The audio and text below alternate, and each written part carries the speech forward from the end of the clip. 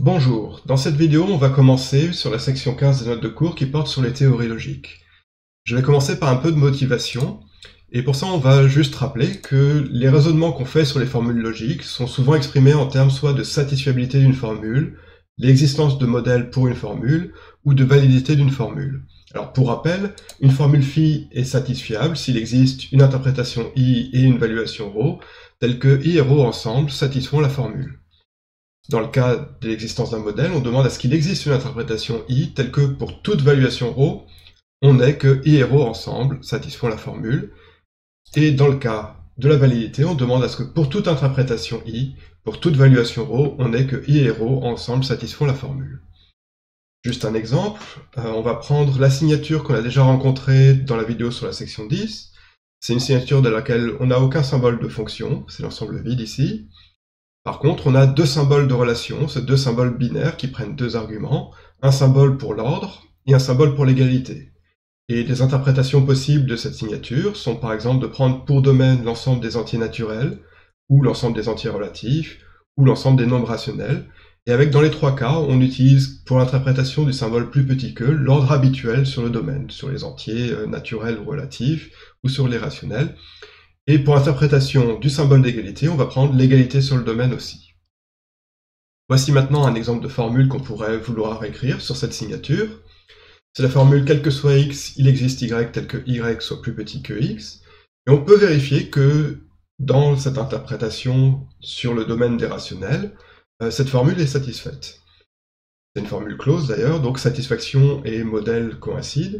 Et donc on peut vérifier effectivement que sur cette ligne où on voit les rationnels, on va dire dans l'ordre, pour tout x, un rationnel sur cette ligne, on peut trouver un rationnel strictement plus petit, y, ici, sur la gauche de la ligne.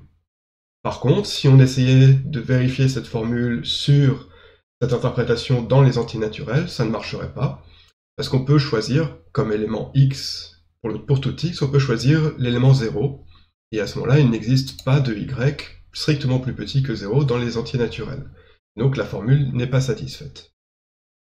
Donc ce qu'on voit là, c'est un exemple d'une formule qui a un modèle qui est satisfiable, mais qui a aussi un contre-modèle, ici les antinaturels, et donc c'est une formule qui est satisfiable et qui a un modèle, mais qui n'est pas valide. C'est une formule assez naturelle qui parle vraiment d'une propriété d'un ordre. Ici, c'est le fait d'avoir un point minimal où il n'y a pas de point strictement plus petit. Mais on peut aussi écrire sur la même signature, on peut écrire d'autres formules qui ont peut-être un sens moins évident. Donc voici deux formules. La première dit quel que soit x, x égale x. Donc ça, c'est une formule qui paraît raisonnable. Sur un ordre, si on est sur une interprétation qui représente un ordre, ça dit quoi? Ça dit que la relation d'égalité est réflexive, on s'attend à ce que cette formule soit valide dans cette interprétation. La deuxième formule, il existe x tel que x soit strictement inférieur à x. Là par contre, si on est en train de travailler sur un ordre, on s'attend à ce que cette formule, sur un ordre strict, on s'attend à ce que cette formule ne soit pas valide, voire même ne soit pas satisfiable. Cette formule devrait être insatisfiable parce qu'elle viole l'antisymétrie de l'ordre. Mais pourtant, on peut construire une interprétation i ici avec deux éléments dans le domaine A et B, tels que j'ai égalité entre A et B dans ce sens-là, et puis je dis que A est strictement plus petit que A. Parce que ces symboles de relation que j'ai ici, je peux les interpréter après tout de manière un peu arbitraire, du moment que je les interprète comme des relations binaires sur le domaine. Donc ici, cette interprétation i ne satisfait pas, n'est pas un modèle de la formule quel que soit x, x égale x. Pourquoi? Parce que si je mets b, il n'y a pas de relation égale entre b et lui-même ici. Aussi, cette interprétation, par contre, satisfait la formule il existe x tel que x est strictement inférieur à x.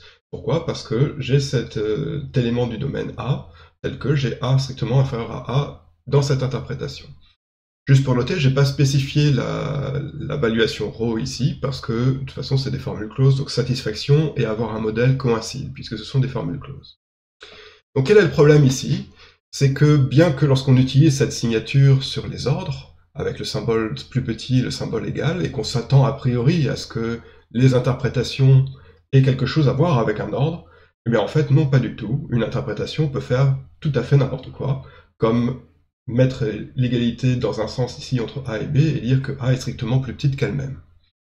Donc le problème, c'est que dans ces notions de satisfaisabilité, d'existence de modèles et de validité, en fait, on peut permettre des interprétations qui sont arbitraires, tant qu'elles sont sur la bonne signature.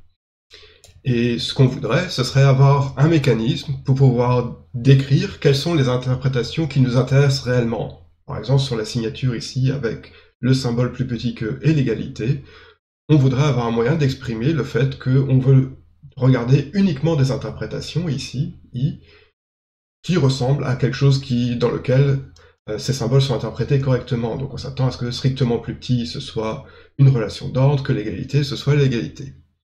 Donc on devrait avoir un mécanisme, une façon de définir ce que c'est qu'une interprétation raisonnable. C'est ce qu'on va voir maintenant, et ça va être la notion de théorie logique.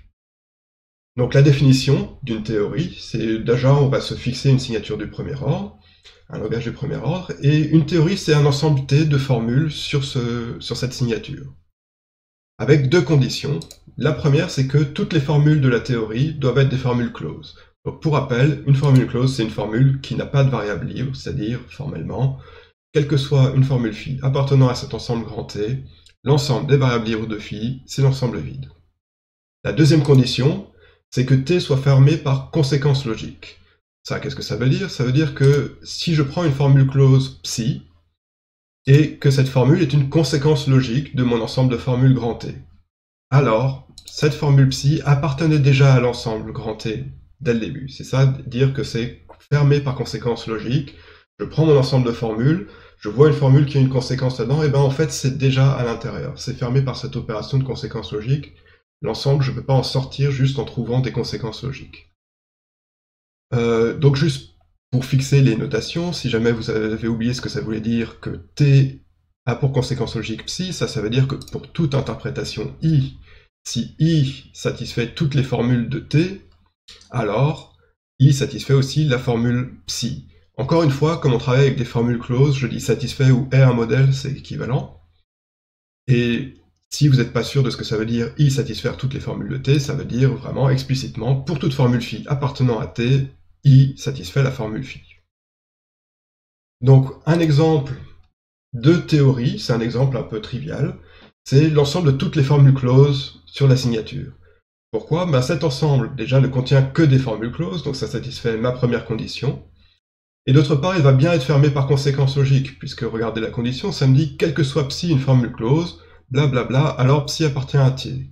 Comme mon ensemble que j'ai pris ici, c'est toutes les formules, et effectivement, psi close appartient à mon ensemble, donc cet ensemble de toutes les formules closes est bien fermé par conséquence logique, et c'est une théorie. C'est pas une théorie très intéressante, mais on va voir dans les deux prochaines vidéos des exemples de théories et des exemples de façon de construire des théories aussi.